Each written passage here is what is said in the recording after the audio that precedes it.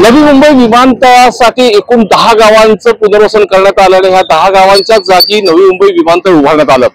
आणखीन 5 गावं जी अशी आहेत की त्यांचं अजून पुनर्वसन होणं बाकी आहे। याच 5 गावांपैकी दापोली गावामध्ये मी आपण बघू शकता की हेच ते दापोली गाव आहे। ह्या दापोली गावाप्रमाणे पारगाव असेल, डुंगी असेल, त्याचबरोबर बंगारपाडा असेल, असे ओवा अशी ही 5 गावं आहेत आणि या 5 गावांमध्ये तब्बल 25 ते 30 हजारांची लोकसंख्या आहे। आणि या 5 गावांनी सुरुवातीला नवी मुंबई विमानतळाला पूर्णपणे विरोध केला होता आणि त्याच्या पुनर्वसनाला देखील त्यांनी विरोध केला होता आणि म्हणून ही 5 गावं त्यांचं पुनर्वसन झालं नव्हतं। मात्र आता नवी मुंबई विमानतळाचा जी तिसरी धावपट्टी आहे त्या तिसऱ्या धावपट्टीसाठी ह्या 5 गावांचं देखील पुनर्वसन करणं गरजेचं आहे।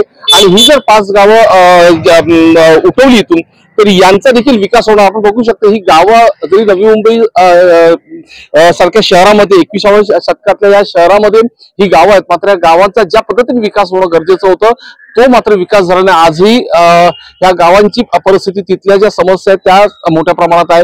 परंतु नवी मुंबई विमानतळाचा जो तिसरी धावपट्टी आहे ही जर तयार झाली तर पुढच्या 15 वर्षापर्यंतचा नवी मुंबईच्या विमानतळाचं जे ट्रॅफिकचं कंजम्पशन आहे त्याची समस्या दूर होणार आहे। आणि म्हणून आता या 5 गावातल्या ग्रामस्थांनी स्वतःहूनच पुढे आले आणि आमच्या गावाचा पुनर्वसन करा अशी त्यांनी मागणी केलेली आहे। त्यामुळे नवी मुंबई विमानतळाची जी तिसरी धावपट्टी आहे त्याचं देखील पुनर्वसनाचं काम आता सुरू होणार आहे। आपल्यासोबत काही ग्रामस्थ आपण त्याच्याशी बोलूया। काय म्हणा, सुरुवातीला तुम्ही तर 2013 पासून ही जी सुरुवात झाली त्यावेळी तुम्ही पूर्णपणे ह्याला विरोध केला होता की आम्हाला पुनर्वसन करायचं आणि आम्हाला विमानतळ नको आहे। आज तुम्ही हे पुनर्वसनासाठी तयार झालात, काय त्यामागचं का? लोकनेते दिबा पाटील आंतरराष्ट्रीय विमानतळाचा उद्घाटन उद्या बुधवार दिनांक 8/10/2025 रोजी देशाचे लोकप्रिय पंतप्रधान सन्माननीय नरेंद्र मोदी साहेब यांच्या हस्ते होणार आहे। उद्घाटन होत असताना नरेंद्र मोदी साहेबांचं एक ब्रीदवाक्य आहे की देशाचा विकास होत असताना स्थानिक प्रकल्पग्रस्तांचा सुद्धा विकास होणे गरजेचं आहे। त्या तत्वावर आज नवीन आंतरराष्ट्रीय विमानतळ होत असताना आज आमची जी नवीन आंतरराष्ट्रीय विमानतळालगत जी 5 गावं आहेत, दापोली, पारगाव, ओवला, बंगारपाडा, डुंगी, या 5 गावांचं पुनर्वसन अत्यंत गरजेचं आहे। कारण आज परिस्थिती आमच्या गावात बघितली तर कोणत्या प्रकारची सुविधा होत नाही। कारण आज पूर्वीचे जे कुटुंब होते ते कुटुंब आणि आजचे कुटुंब लोकसंख्येमध्ये भरपूर वाढ झालेली आहे आणि गावालगतची जमीन संपूर्ण संपादित केल्यामुळे गावाच्या बाहेर आम्हाला कुणालाही घर बांधता येत नाही। सध्या गावाची परिस्थिती या विमानतळामुळे गावात पाणी शिरतो, पाणी शिरल्यामुळे अत्यंत वाईट परिस्थिती होते, नको त्या समस्यांना सामोरे जावे लागते। तेव्हा महत्वाची गोष्ट म्हणजे आज आमच्या गावात इतकी दाट वस्ती झालेली आहे तर जर कोणी मृत्युमुखी पडलं तर अंत्ययात्रा नेत्याने सुद्धा आम्हाला काटावरती कसरत करावं लागते।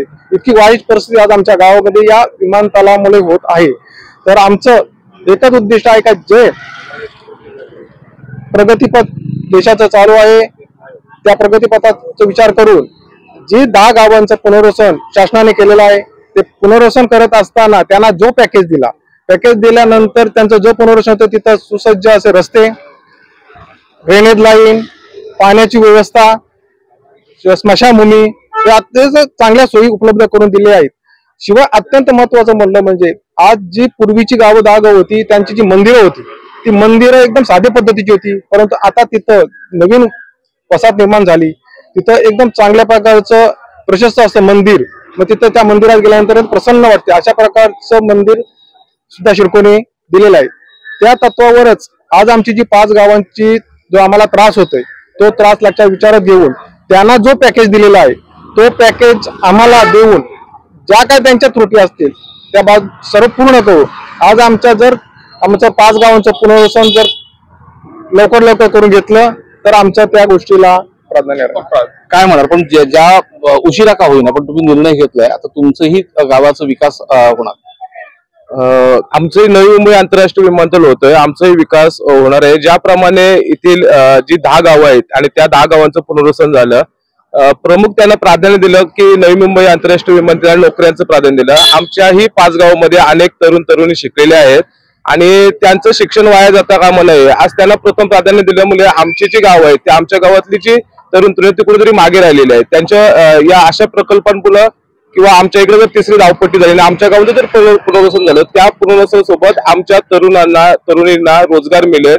एकतर इकडे सध्या शेती गेल्यामुळे आमच्याला रोजगार सध्या दुसरा पर्याय राहिलेला नाही, त्याच्यामुळे रोजगार मिळेल तरुणांना, म्हणून आमच्या गावांचं पुनर्वसन व्हावं अशी आमची मागणी आहे. तू तरुण आहेस, कॉलेजला जातोस, काय तुझ्या मनात आता वाटतंय की बाजूला जगमगाट बघतोस, 21व्या शतकातलं शहर आहे आणि तुमचं गाव कसं कम्पेअर कर?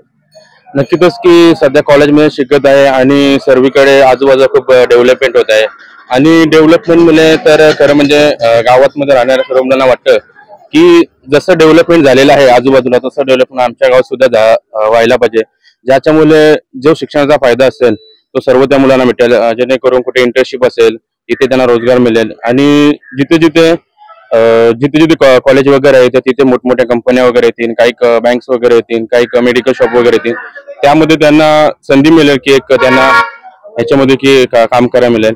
आणि खरं तर असं वाटतं की नवी मुंबईमध्ये सर्वजण म्हणतात की नवी मुंबई ही एक दुसरी मुंबई सारखी आहे, पण खरं तर वाटत नाही, कारण की बहुतेक ठिकाणी पुनर्वसन झालेलं आहे, पण आमच्या गावचं अजून पुनर्वसन झालेलं आहे आणि आमच्या सुद्धा 5 गावाचं सुद्धा पुनर्वसन झालेलं नाही आणि तिथल्या सुद्धा जनतेला वाटतं की पुनर्वसन हे व्हावं आणि त्या चांगल्या पद्धतीने व्हावं, चांगली सोयीसुविधा हवी, चांगला रोजगार मिळावं आणि तसेच सर्वीकडे म्हणजे अशी एक नॅचरल सारखं काहीतरी वाटावं.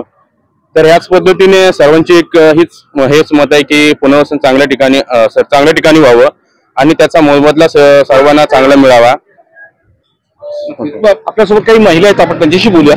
काय म्हणाल, तुमचं अखेर निर्णय तुम्ही घेतला आणि तुमचंही पुनर्वसन व्हावं असं तुम्हाला वाटतंय, काय सध्या समस्या तुम्हाला ह्या गावात पावसात पाणी भरतं, त्याच्यामुळे यायला आम्हाला जमत नाही, मुलांना शाळेत आम्ही नेऊ शकत नाही व्यवस्थित, आजार पण वाढले गावात, कारण का मुलांचं त्याच्यामुळे मेंटली डिस्टर्ब होऊन त्यांना शिक्षणात डायव्हर्ट होते, म्हणजे लक्ष केंद्रित करता येत नाही त्यांना. त्याच्यामुळे आम्हाला पुनर्वसनाची खूप गरज आहे. पुढे जाऊन आमच्या मुलांना बाहेर खूप डेव्हलपमेंट भेटेल, इंटरनॅशनल एज्युकेशन ह्याच्यात आम्हाला क्षेत्रात मुलांना ग्रो अप करता येतील, त्याच्यामुळे आम्हाला पुनर्वसनाची खूप गरज आहे. आणि मुलांना खरंच एक ह्याची आपल्या खेळाच्या विभागात पण मुलं हल्ली आमच्या सक्रिय झालेले आहेत, क्रिकेट म्हणा, फुटबॉल म्हणा किंवा इतर खेळ आहेत ज्याच्यात जी मुलं आमच्या गावातली आहेत ती खूप डेव्हलपमेंट करतायत. त्यामुळे आम्हाला खरंच आता पुनर्वसनाची गरज आहे. आता आमचे 10 गाव बोलले तर 10 गावातल्या मुलांना हल्ली कुठेच प्राधान्य मिळत नाहीये, त्यामुळे आता आम्हाला पुनर्वसनाची गरज आहे, ज्याच्यात आम्हाला एक खेळाला मैदान पाहिजे, एक शाळा पाहिजे ज्याच्यात आमच्या शिक्षणाला हे भेटेल, कुठल्याही प्रकारचं हे नकोय आम्हाला त्याच्यात. अशामुळे आम्हाला शाळेत पुनर्वसन पाहिजे. मला वाटतं का बाजूला शहर एवढं मोठं आहे, तुम्ही वाशीला जाता, निरुळला जाता, खरेदीला जाता, तिथलं आणि इथल्या गावामधला फरक जाणवतो? हो, खूप फरक आहे. आमच्या मुलांना ट्रॅव्हलिंगचा पण त्रास होतो. शहरात सगळ्या गोष्टी बाजूबाजूला उपलब्ध असतात, शाळा असतात, खेळायच्या सगळ्या सोयी असतात. आमच्या मुलांना ट्रॅव्हल करून जावं लागतं पनवेलला आणि सगळ्याच सोयी उपलब्ध नाही होत, त्याच्यामुळं शहरीकरण होणं गरजेचं आहे असं आम्हाला वाटतंय. सगळ्या सोयी उपलब्ध होऊ शकतात आणि पुनर्वसन होणं हे गरजेचं आहे, कारण जे एअरपोर्टची कामं चालू आहेत त्याच्यामुळे धुळीचा त्रास जेवढा होतो, त्याच्या श्वसनाचे आजार सगळ्या लहान मुलांना, वयस्कर माणसांना खूप प्रमाणात वाढलेले आहेत. त्याच्यामुळे पुनर्वसन होऊ दे, कारण आजार पण खूप लागलेलं आहे इकडच्या माणसांना, ते पण सगळं गेलं पाहिजे आणि दुसऱ्या सुखसोयी पण आम्हाला मिळाल्या पाहिजेत असं आम्हाला वाटतं, म्हणून पुनर्वसन व्हावं. काय म्हणाल की एकंदरीत राज्य सरकारने जे काही दिलेलं आहे म्हणजे ते योग्य आहे, तुम्हाला जो पॅकेज मिळतोय त्यावरती तुम्ही समाधान आहे? नमस्कार, मी समाधान जानू गोपरकर, सरपंच दापोली. राज्य शासनाने जो पॅकेज दिलेला आहे त्याच्यात काही त्रुटी आहेत, जशी काय शाळा, ह्या 10 गावांना पुनर्वसन करताना 10 गावांची एकत्रित शाळा दिली आहे. आम्हाला त्या गोष्टी नको आहेत. आम्हाला आमच्या दापोली गावाची किंवा 5 गावांची एक स्वतंत्र शाळा पाहिजे, मुलांना खेळण्यासाठी स्वतंत्र ग्राउंड पाहिजे, ज्येष्ठ नागरिकांना वाचनालय पाहिजे. अशा ज्या बऱ्याचशा समस्या आहेत त्या आम्हाला 10 गावापासून समजतोय, त्रुटी आहेत काही त्या गोष्टींना पुनर्वसनाबाबत, त्या आमच्या 5 गावांना नको आहेत. आम्हाला पुनर्वसनाला सहमती आहे आमची, पण या गोष्टी आमच्या त्रुटी आहेत त्या पूर्ण झाल्या तरच आम्ही पुनर्वसनाला सहमती देऊ. आणि जो पॅकेज दिला आहे 3 पट तो पॅकेज चांगला आहे. इथे रोजगार व्यवसाय संधी इतर क्षेत्रात वाढणार आहे. ज्यांचं रोजगाराला गावात रस्ते विषय आहेत, घरोघरी गाडी जाऊ शकतोय, व्यवसाय वाढीसाठी पुनर्वसन झालं तर चांगली गोष्ट आहे. एक सगळ्यात महत्वाची बाब आहे म्हणजे राज्यातला असा हा पहिला प्रकल्प जो आहे की ज्याचं 100% पुनर्वसन झालेलं आहे आणि त्यानंतर हा प्रकल्प देखील पूर्ण झालेला आहे. अनेकदा आपण पाहिला कोयना धरण असेल असे अनेक प्रकल्प जे आहेत की त्यांचं पुनर्वसन अजूनपर्यंत झालेलं नाही आहेत. त्यांच्या समस्या अजूनपर्यंत, त्यांचे आंदोलन आजपर्यंत सुरू आहेत. मात्र पहिल्यांदा असा प्रकल्प जो आहे नवी मुंबई विमानतळाचा की पुनर्वसन 100% झालेलं आहे आणि त्यानंतर त्याचबरोबर प्रकल्प देखील पूर्ण झालाय. आणि म्हणूनच या गावकऱ्यांना देखील वाटतं की आमचं देखील पुनर्वसन व्हावं. आम्हाला जसं शहरातल्या लोकांना सुख सुविधा मिळतात तशाच सुख सुविधा आमच्या मुलांना देखील मिळावा, आम्हाला देखील त्या सुख सुविधा मिळावा म्हणून यांनी देखील त्या पुनर्वसनाला स्वतःहून पुढाकार घेतला आणि त्यांनी पुनर्वसन आमच्याही 5 गावांचं करायची मागणी दिली आहे. विनय म्हात्रे, न्यूज 18 लोकमत, नवी मुंबई.